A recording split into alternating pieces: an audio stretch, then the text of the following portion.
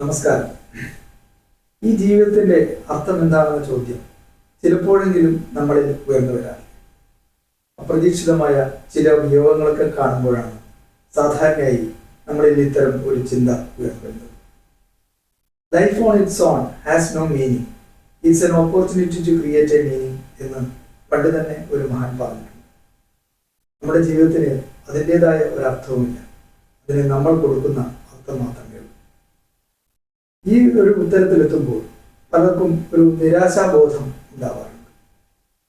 എന്നാൽ യഥാർത്ഥത്തിൽ അങ്ങനെ ഒരു നിരാശാബോധം തോന്നേണ്ട കാര്യമില്ല. കാരണം ജീവിതത്തിന് അർത്ഥവും ക്രമവും നൽകുന്നതിന് വേണ്ടി മനുഷ്യൻ സൃഷ്ടിച്ചുള്ള കാര്യങ്ങളാണ് നാം നമ്മുടെ ചുറ്റിൽ കാണുന്നതല്ല.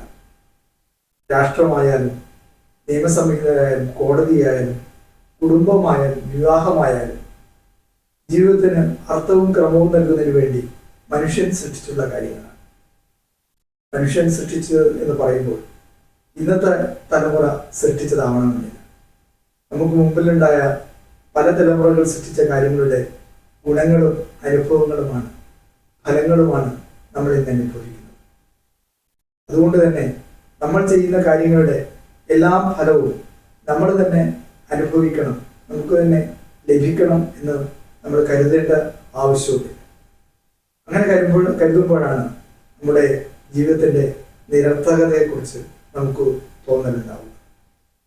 നമ്മൾ ചെയ്യുന്ന കാര്യങ്ങൾ നമുക്ക് വേണ്ടി മാത്രം ഉള്ളതല്ല, അടുത്ത തലമുറക്ക് കൂടി ഉള്ളതാണ് എന്നൊരു ബോധം വരുമ്പോൾ നമ്മളിൽ നിന്ന് ഇത്തരം ഒരു നിരാശ ഇല്ലാതെ ആയിത്തീരും. നന്ദി.